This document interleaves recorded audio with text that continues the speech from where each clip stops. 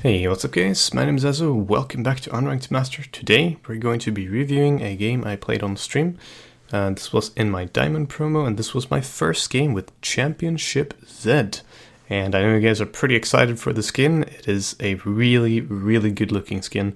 They did a fantastic job, the recoil animation is great, pretty much everything about the skin is just fantastic. I wouldn't be surprised if it got banned from competitive though, because some of the animations are very unclear. So, you know, I guess we'll see what happens with that. This was a ZED game where I played ZED versus Gangplank. I did not play very well early game. Rather, I screwed up some parts of early game. And I'll show you which parts. Here is something I want to point out immediately.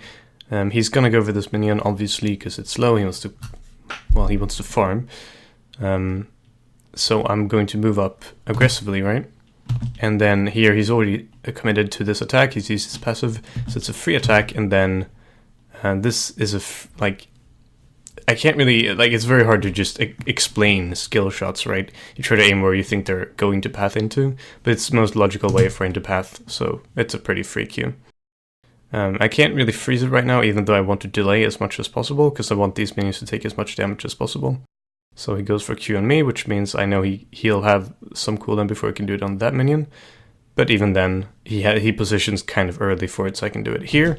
That's the 7th minion. Always remember, 7th minion in melee matchups is super important. Because here, since I take E, where I very often take E, and I think almost every single melee lane, you should take E second unless you're expecting an early gank. That depends on the enemy jungler. If you get E level 2, you can do this. Immediately threaten, and as I've explained before, if you check my ZED school, you can easily attack and E at the same time, because E does not actually use any auto attack animation. It is completely free of that. You can move, you can auto attack, you can do anything at the same time as using E. So that means you get 2 instances of attack immediately, and then of course after I've finished the animation I do a Q, and then since it's the 3rd attack, it was unfortunately through a minion, doesn't really matter because it's the 3rd attack. First of all, I just hit him with something, and then I get Thundered on top of that, so that's very solid. So now we have a lot of pressure. The mistake here is that I don't use this pressure at all. So I've set myself up for a really solid situation here, right?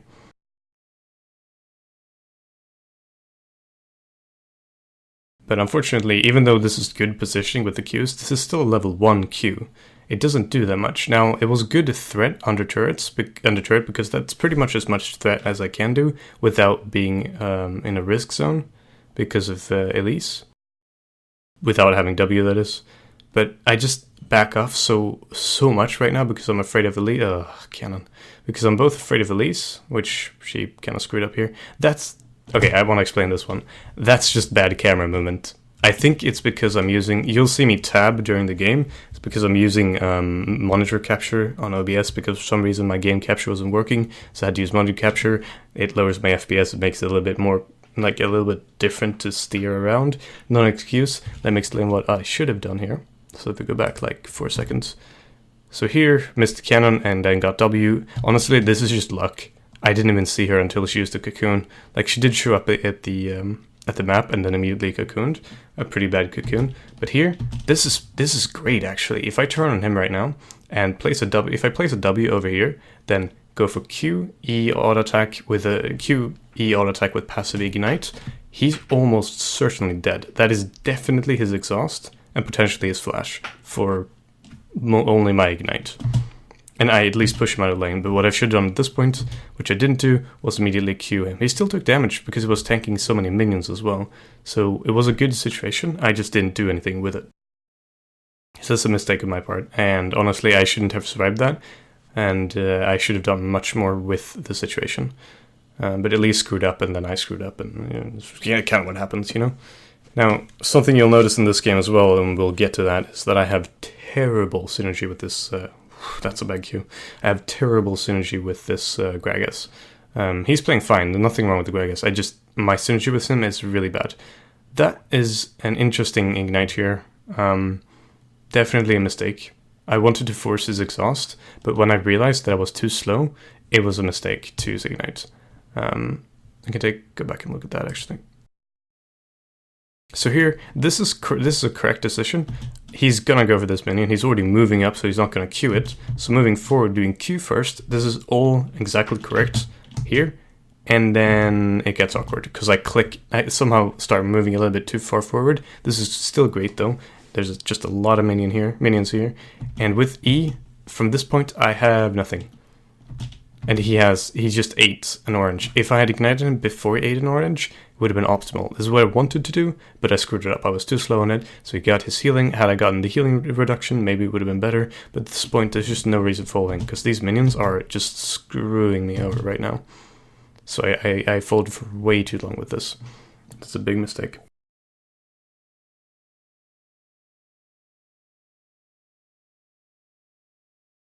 So he's going to go for this minion, and he does have enough mana for 1Q, I think, but I still think a W here does not hurt, because I still have my flash. So yeah, he was going to go for it, and, you know, this one as well, he has to do, that's a good, it's a bad Q. My Qs have been so bad the last, like, 2 fucking years, man. So bad Qs. It's bad that I didn't do more in terms of threatening positioning, but it's the correct choice. I just didn't execute it properly. Here is the incorrect choice. Here I say I want to push, but I realize way too late that I don't have the resources to push. So this is just all mistakes. And I try to ask a lot of high-low players, like, how do you do this? How do you do this push when you can't do it, but it's already slow pushing? Like, at this point, it's just, am I gonna get lucky? Is it gonna get in turret range? And it just gets in turret range. So this was just kind of luck, right? I did as optimal pushing as I could, but I denied like 3-4 minions and still got the lane to his side. Now this was good RNG for me, that the minions started moving up to this one instead of attacking these ones out here. I was just lucky for me that they moved in. So the game kind of saved me in that sense. But also Gangplank did not stabilize the lane properly. If he had, he could probably have frozen it a lot better, and he wouldn't have lost a couple of CS here. So we both screwed up in terms of wave management, definitely.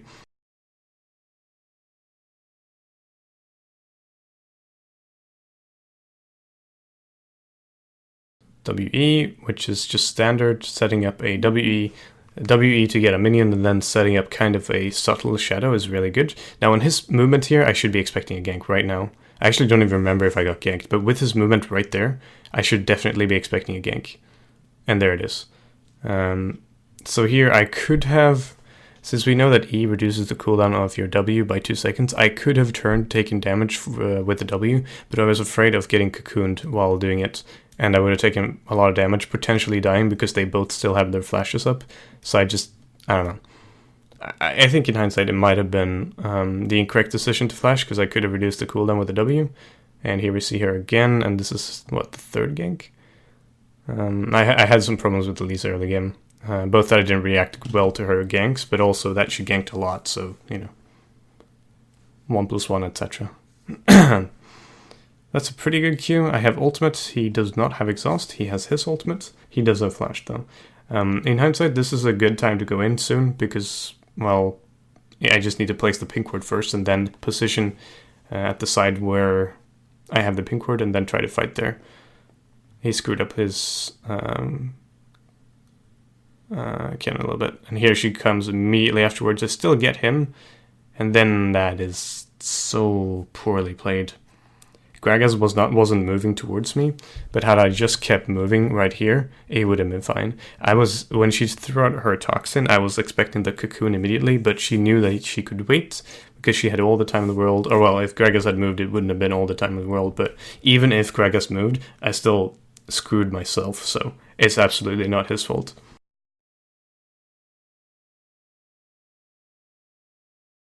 So at this point, we still have an advantage because we did get the kill in a 2v1. And as you see here, I do have not a lot of viewers. I do have monitor capture, so it's not as good for the computer, in my opinion. Or rather, not just for the computer, but just in general. It's just I don't like playing with monitor capture. It's much nicer as a viewer. That is a bad cue, and this is overstaying way too long.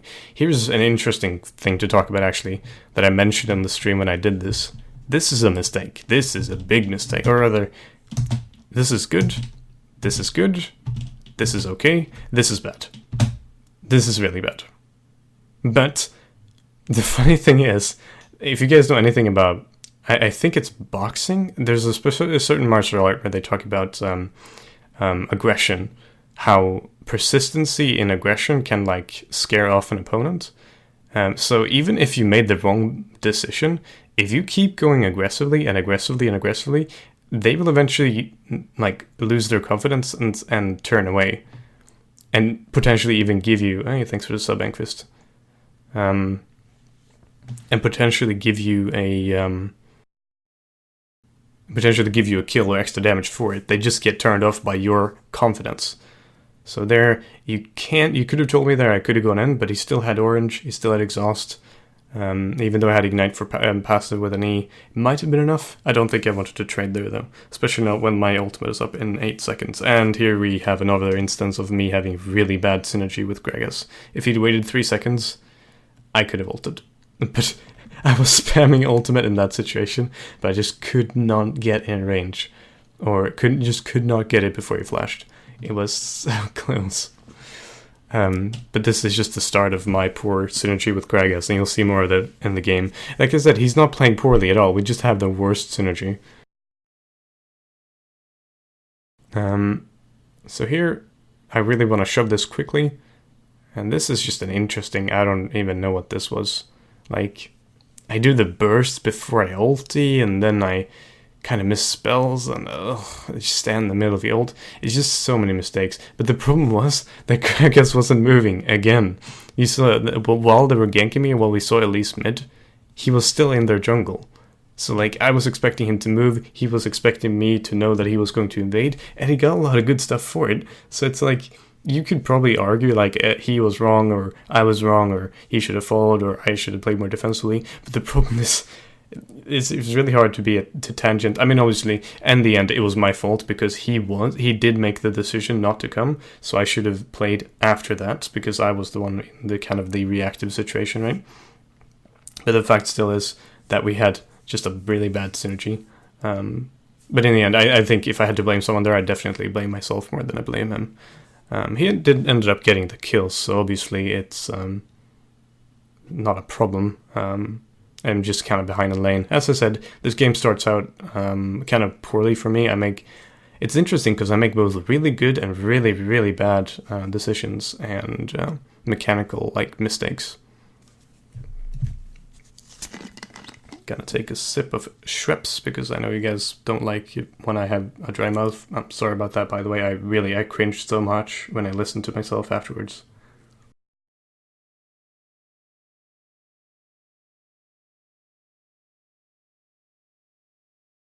So Akali got that kill.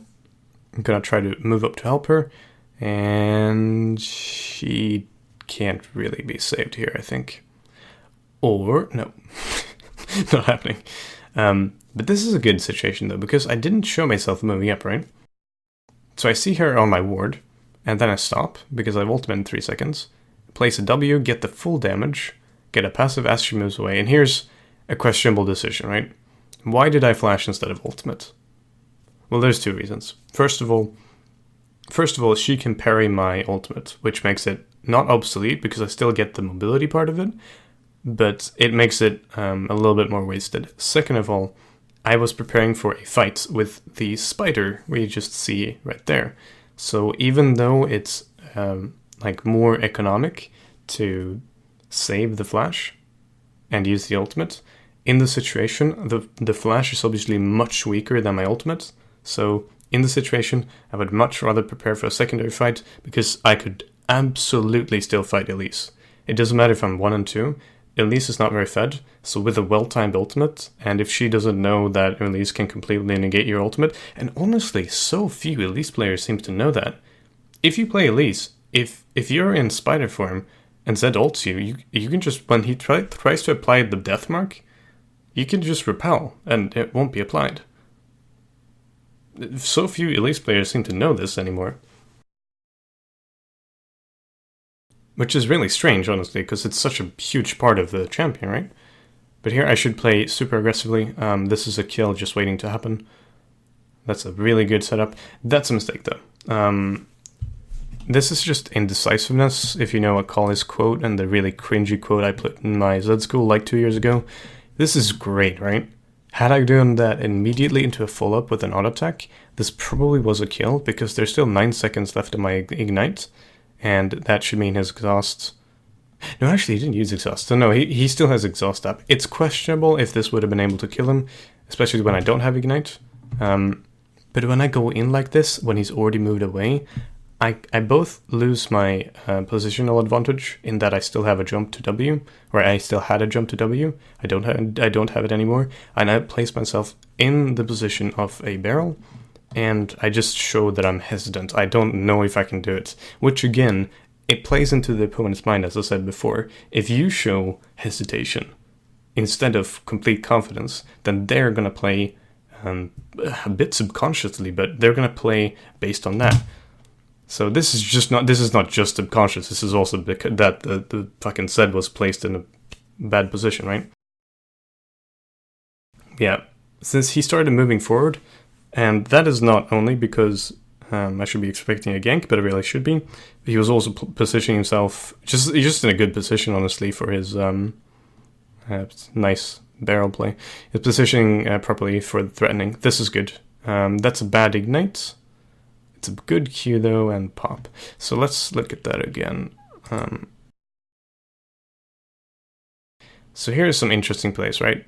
Once again, I don't know if I made a side school, I don't think I made a side school in this, but WEing to a minion and also getting damage on the enemy is instrumental. This is fantastic because there's two reasons. Of course, you get the CS, which is dope. You get the damage on them, which is really nice, but you get a W that's not suspicious, or not as suspicious, right? Because this might have just been to CS, but little does he know, it's also meant for an engage. Now, the reason why I said this was a bad ignite is because if I'd gone in like half a second earlier and ignited him, I would have gotten the ignite healing reduction on his oranges, which, you know, it's just extra damage. This positioned myself for a double Q here, but then, I mean, I still got the double Q, so it's still good. I still think here it's better to move upwards after this, because he's dead. Even with exhaust, the pop is enough to kill him, so it's best to move upwards. I didn't. That's mainly because I wanted to... I mean, we're talking about extremely small movements here, so they don't really matter, but moving upwards like 0.2 seconds or something would have kind of potentially given him a... Oh, that's the BM... That's the real BM recall. Oh, I love this skin so much. If I'd walked up like a couple of seconds, it would have given... It would have been like... Maybe made him walk up a little bit. We're talking about so small aspects here that it doesn't really matter. But it's still... You know, it's the small things. The small things, the small improvements is what make this game... Parts of what I still love this game, because there's still so much I can improve on. Obviously, right? You've seen me play, you've seen me remove my own game so many times. If you didn't know before, I think I'm not very good at the game, right? And I just love that there's still aspects to improve on. And that's one of the reasons why I still like this game. I know a lot of people are just jumping on a bandwagon and saying how much they hate League of Legends and where it does everything wrong, and you know, everything's wrong about the game, and there's just so many reasons why they don't want to play ranked, and rank is shitty and the meta is shitty and all that stuff. But I still, you know, in the end I still really like this game. So this is an interesting gank. Cloud Dragon is obviously doing a little bit of work, and here I always wait with my W until I need it, in case he has flash. So even after the entire gank, I still have my W up.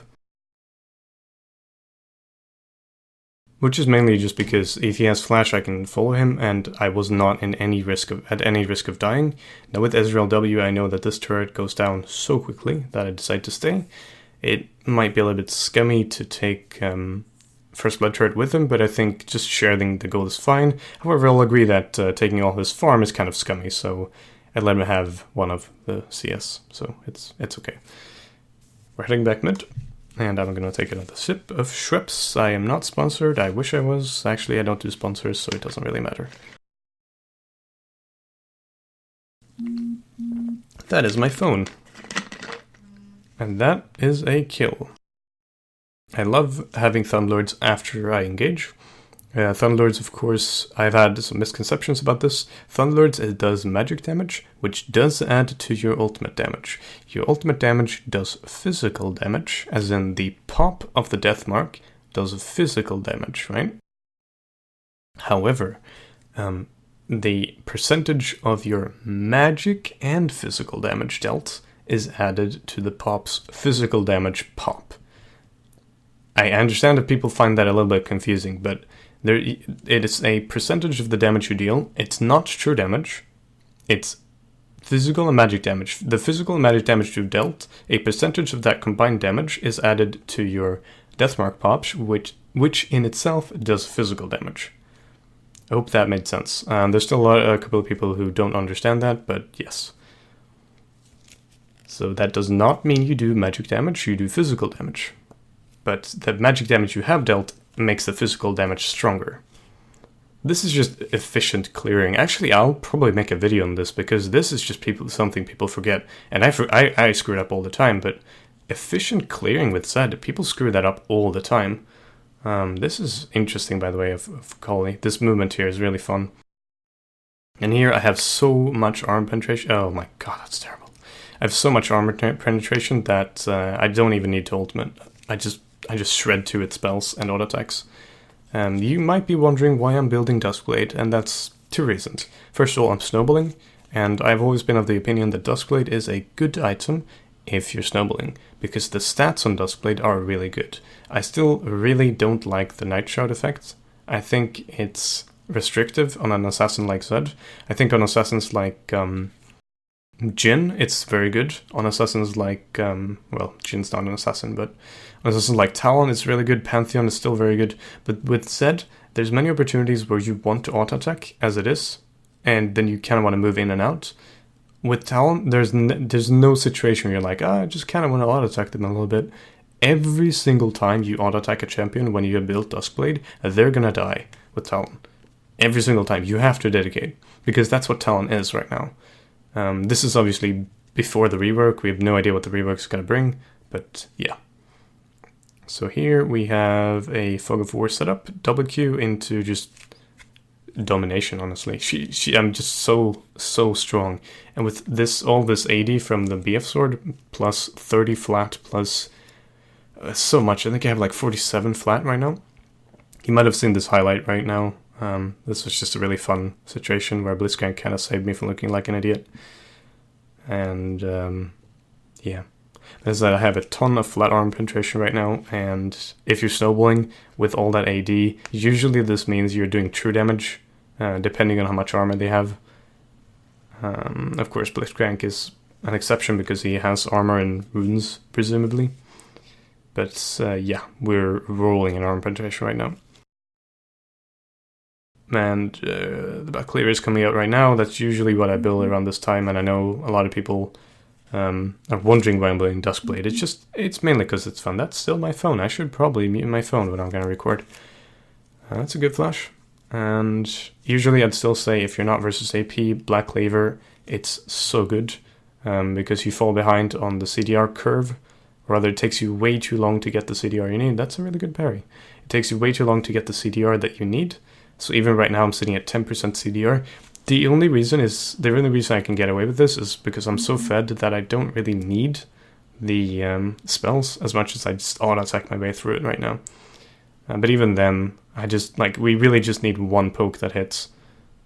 Just like that's a Q that went through Elise and still did that much damage.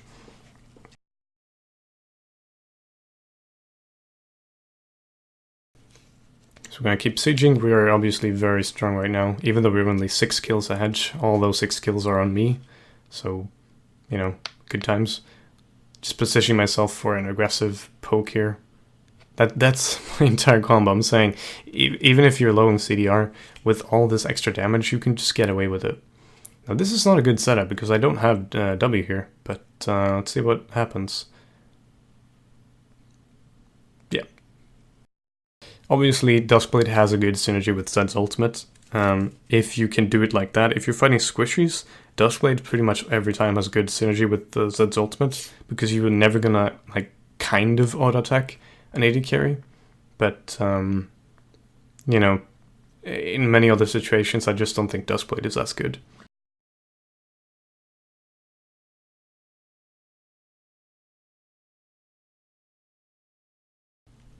They're gonna try to siege. Can deal some good damage to Elise with just 1 Q again. I keep talking about this, but it's just such a big deal. They take way too much damage trying to siege. And Gragas is kind of stressing out right now. It's very important if someone's stressing out just to let them know that it's chill, especially if you're doing fine. People stressing out when you're doing fine is just the worst thing because it can break the entire game.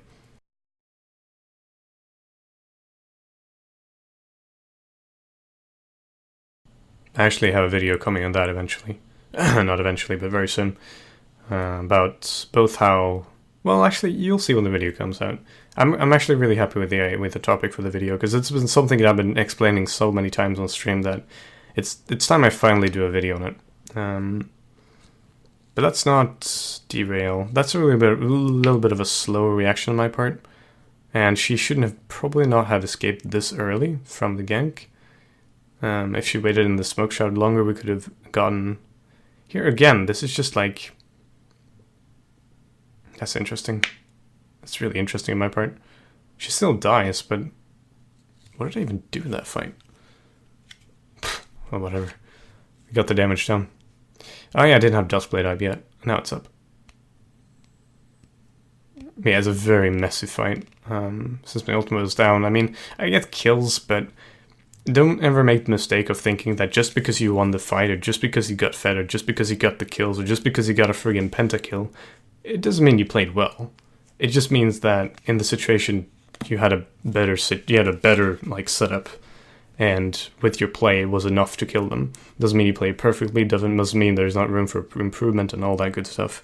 As you've seen, and as I hope I've shown, this was a really bad game on my part. And you can. I often see people sending me replays or sending me screenshots and all this of them being 11-2 specifically. If we lost this game, I just sent, oh my god, it was 11-2 and you still lost. It's not fair, right? Because there was just so much shit I could have done so much better. And I know I also do that too, where I have screenshots like, oh my god, I did so good, I can't carry this. Much less so in recent time, but. Just know that even if I do that, I'm always of the opinion that, first of all, I'm not really good enough for Diamond 1. I really don't think I'm good enough for Diamond 1. But second of all, there's always stuff you can improve on. Pretty much every single... I don't think I've had a single game I just played perfectly. There was one single game I think I've ever had that I just know that I played absolutely fantastic. Not perfectly, just absolutely fantastic. It was a Season 4 game on Yasuo mid versus Riven. I was just playing so good that game. Still lost it, and afterwards I was kind of salty, but I just felt like... I honestly didn't feel as bad about the game, because I just felt like I played that so well that it just was not much that I could improve on. So I did my part. I just think that mindset is a huge deal of League of Legends. Like, I'm not talking about we can win this, let's go together, teamwork, friendship, happiness. That's relevant, not the whole teamwork, happiness, friendship. I mean, that's maybe that's just you, but it's relevant to have a mindset of improving if you really want to get somewhere. I think, or at least accepting that, well, honestly, not really.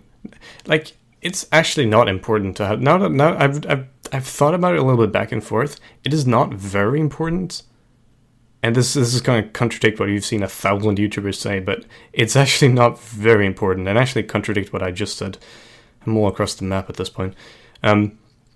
It's not as important to have the mindset of I can always improve, unless, like, if you're already really good, and you just play and play and win games, you're going to improve anyway. I see a lot of people who are like, you're never going to improve, you gotta have a humble mindset. I do have a humble mindset myself, but I think that there are so many players who don't, and they're really fucking good. I don't want to drop names, but I know in the US there's a ton of people who are not humble at all, and they don't go in with the mindset of they can improve, but they're ridiculously good. I play with a lot of players on EOS to do exactly that, so it's not specifically always true, but for the average person, definitely, it's definitely the case. I'm going to focus a little bit more on the game right now. It's not much to comment on because I am kind of delaying. I don't really want to go in. Even though we had a huge advantage, I'm kind of afraid of wasting... here I'm not ulting because she had parry up. And then when she used parry, there was just no need to ulti because, honestly, we were enough people to kill her. But I played very defensively because I didn't want to fight without having a full team or just risking throwing the game. So moving out of his ultimate range. Gonna go threaten him a little bit. I could kill him right there, and I do, so that should be enough. Yep. And it did take the Duskblade to kill him. You can see that because without the Duskblade, like if the Duskblade hadn't killed him, or if Deathmark had killed him before Duskblade, you know, I would have gotten back the cooldown. I guess people won't know if it was enough. We just need that. I know that Duskblade popped before that. This game is relatively over at this point. There's really not much to add to this. You know, I played well in the mid game, and I did team fights fairly well, and I had some fun ultimates and some fun roaming. But my early game what was that? Okay, that's some interesting stuff with my screen. I definitely could have played early game better. There was a lot of opportunities, and I did a lot of stuff right, but there was a lot of missed opportunities when reacting to all the ganks. There was a lot of missed opportunities with word placements and just misplays when she finally did gank successfully.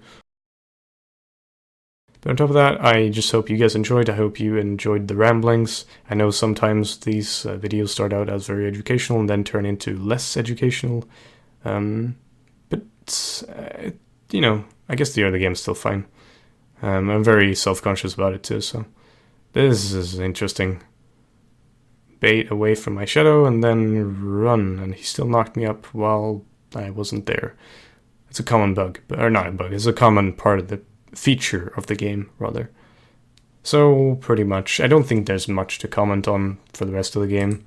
You know, we take blue, we do some silly fights, blow up the spider again, but the rest of the game is just kind of similar. I guess I can talk about my Titanic Hydra build here. Titanic Hydra is one of my new like situational items for ZED. If you don't need lifesteal, and I didn't really think I did, it helps you survive burst fairly well. It's hard to make the correct decision of when do I need lifesteal versus when do I need burst versus when do I need survivability, which best. But just based on if you have all the ins, or if you have poke fights, or if you have many high priority targets, then you can kind of use that as like puzzle pieces to determine what's the right build. But Titanic Hydra is definitely something to pick up. It is a great addition to Zed's arsenal, both for the survivability, but also for the extra burst with the active. We had pretty good damage dealt that game, but like I said, there was a lot of stuff to improve in terms of the early game, so I hope you guys took that to heart. I hope you guys still enjoyed the video, and yeah, I'll see you guys next time. Have a good one. Peace.